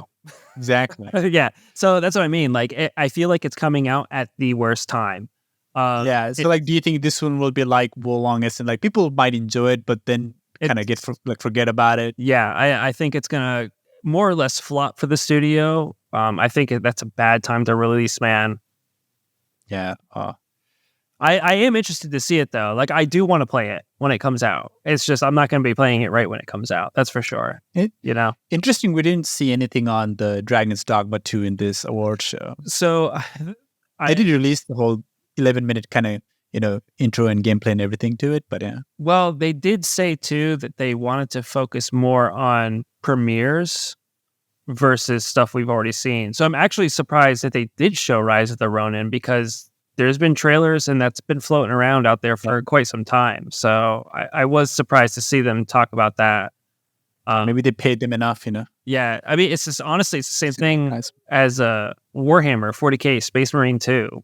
That trailer there. I'm surprised we saw a trailer from them, because that wasn't a reveal trailer. This is something we've seen before. So another game I'm looking forward to, though, honestly. Yeah, I know there has been so many multiple entries to the Warhammer 40K like video game portion, but I have never really caught on to any single one of them. I know there's been like Total War section and stuff. It's never really been a franchise that really drew me in. Yeah, I mean, I'm starting to enjoy the D&D kind of stuff because of the Baldur's Gate. Maybe if I give this one a chance, it might draw me into the Warhammer universe too. Which I hear is much more dense. You might not want to jump into this one then, because this one's going to be more of a third-person action game than a D&D type game. Yeah, but like, I mean, that will give me some like introduction to the universe. Yeah. It'll help me. Like, it's such a dense universe too. It's a very dense universe to get into.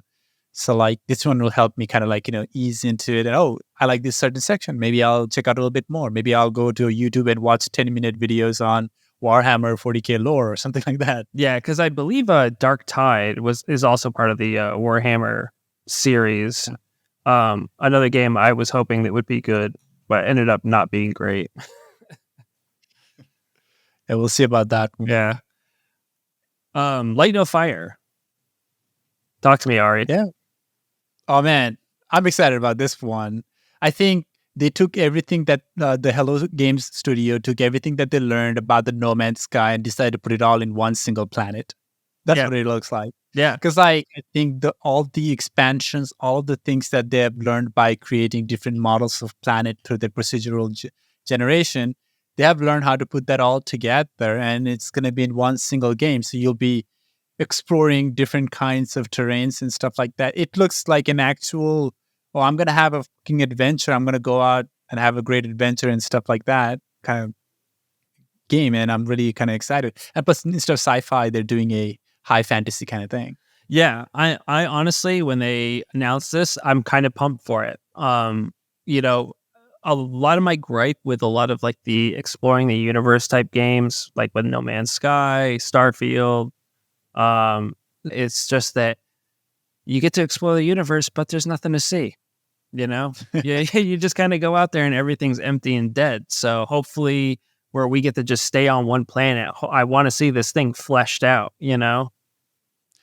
Even on that end, the Ian, like I think No Man's Sky, you can't really put it in the same space as the Starfield because, in my opinion, yes, they probably started out in the similar kind of vein, but as they've kind of gone overall, and I know you don't follow the expansions and stuff like that, but they have learned how to create multiple layers of exploration. Like one of my favorite part about the exploration that they have is as you travel through a certain galaxy, you run into some alien ruins.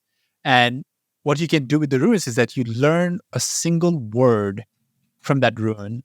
And as you build up those exploration, it rewards you by helping you communicate with that alien species in their language. Like those kind of smaller details that No Man's Sky has learned throughout their years of exploration when it comes to space. That's what I want to see, like in those little details being put into this game. And that's what I'm kind of looking forward to. So, like, I will agree with you where, yeah, right now where No Man's Sky is at, it is leagues better than Starfield for sure. But it took them a long time to get there, right? And when it first released, it was not good. Yeah, they learned a lot of lessons along the way, and that's their value, in my opinion. It's the fact that all of those lessons are now being put together in one game. Yeah, I Like, mean, I'm hoping it's good. Don't get me wrong. yeah, I want to see, what they put out, and I want to see what this world looks like. yeah. They didn't decide to make like a No Man's Sky 2, like continuing on that property. They Yeah. decided like, okay, No Man's Sky, we've done so much over the years. I think it's time to kind of focus on something else Yep. and let No Man's Sky as it is, let it continue as it is, implement some of the, newer technology onto it maybe, but then take all the lessons that you learned from years of, improving this game. Let's put that in a new game. That's what I want to see is like, what Yeah. did they learn and how are they going to implement it? Yeah, I mean, I'm hoping it's good. Like you said, hopefully they learned a lot, and Yeah. I don't want it to be an empty world. I just want some fleshed out, like cool places to explore, shit to find. Exactly. I think even the award host was like kind of teasing them about like, setting their expectations about like, when they Yeah. release it. Like, and then the guy from the Hello Games, he just goes, yeah. Yeah, kind of reeled it back a little bit. Yeah. Is there any other ones you want to talk about? There's this one, the finals. It's Final? already out. Have you seen anything regarding this game? I know it's supposed to be like a shooter extraction and stuff like that, but it looked really cool on the trailer. But I know it's already supposed to be at the first season supposed to be at. I haven't really seen anybody playing it. I've seen a couple people playing it, and the couple people that I have seen playing it seem to really enjoy it. Yeah. I did download it myself. I haven't been able to really have the time to get into it. I would like to, because the destructible environments is what's really drawing me to it. Reminds me a lot of Red Faction, the original one, with how you can kind of destroy pieces of the building and take the building out. So Yeah. I think that's the best part about this game is the destructible environments, and I think that is going to make this game stand out. Yeah. That's but what is it exactly? Like, what kind of game is it? It's a shooter BR extraction. There's I think 3 teams of 3 or 4 teams of 3. And basically you're trying to get the cash prize, man. It's kind of like that just like that kooky, over the top, like game show type game. It's like that, but it's a shooter, and it's kind of satire-y as well. Oh, okay. Yeah, it's like Squid Game, but yeah. So okay, yeah. The trailer looked really, really good. That's why I yeah, was like kind of wondering what exactly it is. It's already out, and now I'm kind of hearing about it. It'll be kind of nice to check it out. yeah. It looks really good too. Like I did the tutorial, and like blowing up the buildings, it's pretty fucking dope. And Yeah, like just all the destructible shit, it's pretty fucking cool. So I'll, I'll definitely check it out. I'll see, who else is kind of playing it and what it looks like. Rest of these games, let's just go ahead and kind of speed run through it. yeah, The Senua Saga Hellblade 2 looks great. It's the mental illness of the game. yeah, It'll be kind of nice to see horror element. The performance that they did for the song from this game was really, really good. yeah, I'm putting that in my Spotify favorites and then listening to it while I yeah. go to work. I'm like, do whatever I do. The interesting another one was the new Sega game remakes that are coming out. Jet Set Radio, Golden Axe, Crazy Taxi, Shinobi. Shinobi. Yep. And the interesting part about all of these is that they look like different types of kind of games. It's like they're not focusing on just like third person kind of stuff. They're like trying to experiment with different types of gameplay, and they don't look all like AAA kind of level games. So that's really exciting for Well, Sega because they've been drifting off on Yakuza and Persona for too long. you know that's just a remake bundle that they're doing, right? Yeah, basically it is a remake bundle, but Yeah, they look like they have been worked on really, really well, and yeah, look like it's like something to kind of check out. It's like not a big serious game like Yakuza is a big kind of burger yeah, you're eating, but like this one's like a really quick kind of getting into it. Crazy Taxi looks really, really good in my opinion. The small snippets that we saw. yeah. I mean, Crazy Taxi is like a cult classic, and same thing with like Jet Set Radio and Shinobi, even. Yeah, I want to take a quick tangent and talk about the ad itself. That apartment those two kids were living in. Like those people are too young to have an apartment like that. Yeah, But if they were adults, they cannot have an apartment like that. It looked there's no human being that exists that lives in that kind of conundrum, man. That's just I mean, like what do you do? Like what is their life? What do they do that they have that kind of apartment in the middle of a city? Looks like a $3,000 a month kind of apartment. so that's actually super on par with like 90s, early 2000s Sega commercials. Like it is legit on par with that stuff. What? They look like they belong to a Foot Clan from Ninja Turtles. Yeah, that's how all of their commercials looked like back in the day. So I mean, they literally just recreated, and it makes sense when you're talking about that this is just like a remake, that they're just Yeah. remaking all these older games, that they would use a throwback commercial like that. Throwback. This is like Yeah, the 90s are coming back, man. Like you said, the Foot Clan's coming back. We're going to see Teenage Mutant Ninja Turtles. Like, be careful what you wish for. that is true, man. That is true. Although like the Ninja Turtle movie that came out was pretty good. It's a really good movie. Yeah. Check it out. But yeah, I was just like looking at that apartment and I'm like, man, what do you people do? But- Like, what's your job? Like, how do you afford this kind of apartment in the middle of a downtown city?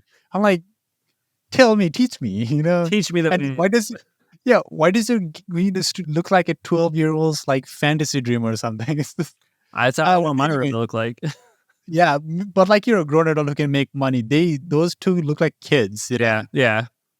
All right, now enough of that rant. But Yeah. moving forward, Suicide Suicide Squad. Squad. Oh man, I don't know what to say. Like I know they've tried to do some improvements of it. It still doesn't look like any kind of unique game to me. It doesn't look like I'm playing like a superhero or supervillain kind of game. It looks like I'm playing a Fortnite single player more than anything else, Or just like And- Avengers reskin. basically. And also that one boss fight section with Flash, where the Flash is not moving at all. The fastest man on the planet, not moving during a fight.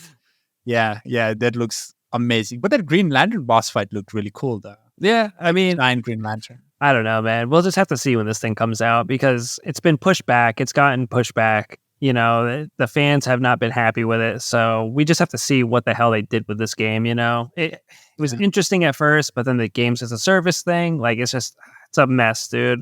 Just release it. To be fair, I don't even know what I would expect from a Suicide Squad game if it's a single player kind of game too. Like I really don't know. Is it going to be like Gotham Knight where you can do a co-op with your friends? That would be pretty nice. It would also hide a lot of flaws that the game might have if it's good enough for a co-op kind of game, Yeah. like it did with Gotham Knight, in my opinion.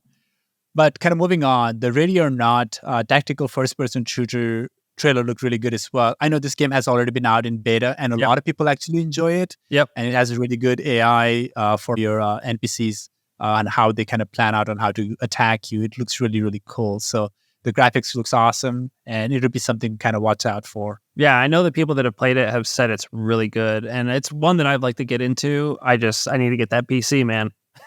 Yeah, moving forward with the first Descendants, it looks like Attack Against Titan, but with like a much more better looking Titan. Yeah. It looked like the boss fight looked awesome. Although it looked more like a game, not a gameplay trailer. It looked like, Yeah. pre-rendered stuff. Yeah. But it's still a long way from now. Like in 2024, it's still getting released next year, but we'll see how that one goes. Yeah. I mean, it's on my list, so, Yeah, exactly. On our list, it just looked really good on the kind of announcements and stuff. I haven't heard of it before, so I'll keep an eye on it for sure. The next one is the Make a Break Gundam, the game. That one is basically, that was just an announcement for a closed alpha test that is coming soon. But from what I saw, it looked like what I had always hoped Armored Core would be like, or a Gundam mecha game would be like. Yeah. It looks like you said, more of a Gundam type, like a Gundam Wing or something like that. That's what I'm looking for. So it'd be interesting to check out for sure. Yeah, some of those boss fights look really good, and the robot designs look like you're watching that Aldanoa Zero or something like that. Yeah, it looked really, really nice. Yeah, I think overall that's all of the trailers that I wanted to talk about. Yeah, lots of things to kind of look forward to, right? Yeah, I mean the next year is looking good. Especially kind of the beginning of the year where we'll see some good shit, and then mid to year, we'll see some decent stuff, and we already know we got stuff to look for in 2025. So I think as far as announcements go, you couldn't really ask for anything more. Yeah, definitely. Yeah, lots of things to look forward to. We'll play a couple of these games over the year that as it comes out as well. So it'll be nice to kind of a lot of these announcements are also pretty recent kind of releases. So that's pretty nice. Yeah. It'll be nice to kind of go back and see how we feel about them once we've played them. So yeah. Awesome. Yeah, I think we have covered quite a bit of things. Yeah.